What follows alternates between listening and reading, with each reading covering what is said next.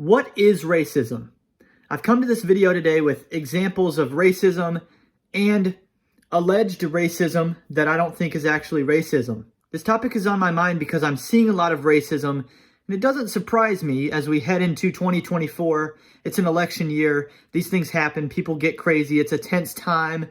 There's forces at work that like to pit white against black so that they can make off with the green while we're all distracted. And I'm a guy that does not like double standards. Racism is not a one-way street.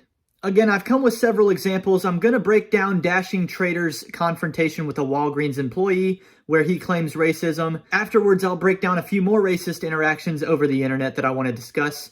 But first, I've got a story for you guys that this happened to me very recently. For those that don't know me yet, I'm a second season Charlotte Hornets NBA season ticket holder. The very most recent game my wife and I went to, we had our first negative interaction ever at Spectrum Center. Long story short, we're sitting there doing what we always do. We're watching the game, having a good time. We've had no conflict with anyone around us to this point. When I noticed in my peripherals, a guy by the name of Mark sitting behind us has his feet up on the back of my wife's chair. I turned around, I said, "Hey man, not on my wife's chair." I pointed out to him, I said, "Hey, the seat right next to my wife is empty. If you want to put your feet up, you can put your feet on that chair, but you're not going to put your feet up on my wife's chair." After my correction, Mark got really defensive really quickly. He started openly saying some very racist things. He decided to tell everybody else in the stands around us that the only reason I was telling him that was because I was a racist white person. When he wasn't able to get a rise out of me by doing that, he advanced his pestering of us into the stage of physically threatening me. His quote was, "How would you like it if I put a ring around your eye?" Thankfully, this comment was also overheard by the people around us. The incident was reported to the nearest usher, and Mark and his girlfriend were quickly ejected from the arena. It turns out Mark wasn't supposed to be sitting in our section at all. He had bought 200 level seats and snuck down into the lower bowl. Of course, I had no way of knowing that in the moment, and it's not that it matters. The point is, Mark inserted race into a conversation and a conflict that didn't have anything to do about race beforehand. Racism, by definition, is a belief system of ranking and sort of a superiority hierarchy based on race that deviates from the biblical sort of pro-human stance that all man is created equal. In order for one class of people to be superior, that means that other classes have to be inferior. My analysis of the situation between Mark and I is that it was Mark inserting his inferiority complex into our dialogue. In my opinion, if you're the first person mentioning race in a situation, you're likely the person with the race problem. Don't hear me wrong when you hear me assessing Mark as having an inferiority complex with me calling him inferior. I believe that's his belief. And that inferiority belief can be held by all sorts of different people. The most common racial inferiority complex situation that we have going on in our culture today, we have a name for it. It's called white guilt. That is actually a racist thought process, in my opinion. To have guilt, to be ashamed of yourself, rooted in something nothing deeper than your race. That to me is racism because you are applying an inferiority to yourself, which assumes that there's some sort of superiority racial hierarchy. I think this also explains what happened between Dashing Trader and the alleged racist Karen Walgreens employee. Dashing Trader has been pushing this concept that he was racially profiled by a merchant while he was on the job dashing. He'd done multiple live streams calling out this Walgreens employee, calling her racist, and then he did this video upload showing the entire interaction. Let's watch it together, and let's listen for when race was brought into the conversation. One of the unfortunate things that we sometimes have to deal with out here as food delivery drivers is racism. So let's see what the Walgreens manager got to say. How can I help you? Can I talk to the manager? Yeah, are you here for a DoorDash? Yeah. Yeah.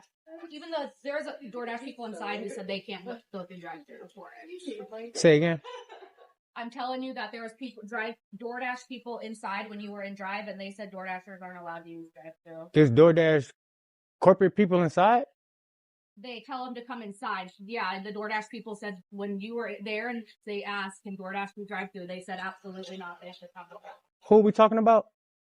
They're picking up the DoorDash, right? Yeah, you said somebody said that I can't get it. Who is that we're talking about?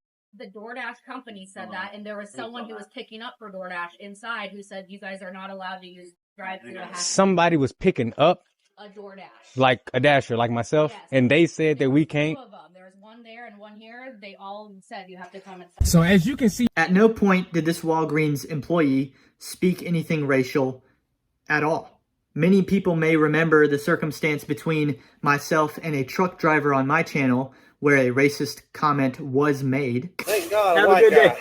That truck driver ended up threatening to sue me. Thankfully, a lawsuit hasn't come yet, nor do I expect it to, because frankly, he has no case. In Trader's situation, this lady would have a case. Trader, if I were you, I would rethink your position on this, because in this case, she would have a case against you. Trader is my guy. We've done nothing but support him on this YouTube channel, but in this scenario, I can't support it. I can't stand by it. We got to correct it. I'm tired of the double standard in this country. Do not be in my comment section teaming up on Mark, teaming up against Trader in my comment section. This problem is common. Look at this thread that I found on Facebook. 2 Miss Robinson shares a drawing of the Montgomery Brawl earlier in 2023. Never forget, he says, laughing emojis. Notice what's happening in this depiction of what happened that day and what is now being celebrated. In every conflict here, black people outnumber whites, or a white woman is being beat on, or it's a one-on-one battle, but there's a weapon being used by a black person that the white person doesn't have. This amazing black victory is being celebrated by people. Look at the comments under this. Bree Donnell, I need this on my wall in my dining room. Damian Diggs, I stay rubbing it in they face. Laurel Barbie, this was one of my best of 2023, Black Love. Randy Spinelli, that shit was wild. Mayo splatted all over the place. Shemansky Gordon, I need to make this a portrait. I can hang it in my house. Jonathan Jones, ain't we lucky we got him. Good times. Belle Lowen Mon, if I send this to you, just know I got my chair with me. Christina Vega, best part of 2023. Errol Elroy Moore, best sequence of events I've ever seen. These people put their names on this racism. At the same time in the sports world, we had former NFL athletes making headlines recently. Rashard Mendenhall, racism. Cam Newton, racism. What are we doing, people? You know, the Bible doesn't mention racism, but what it does talk a lot about is idolatry. And racial idolatry is a thing, obviously. We need to be better than this. Check your idolatry.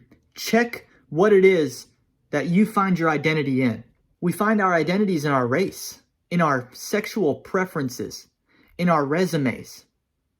In 2024, substitute character, integrity, and self-respect, and see what a better world we live in.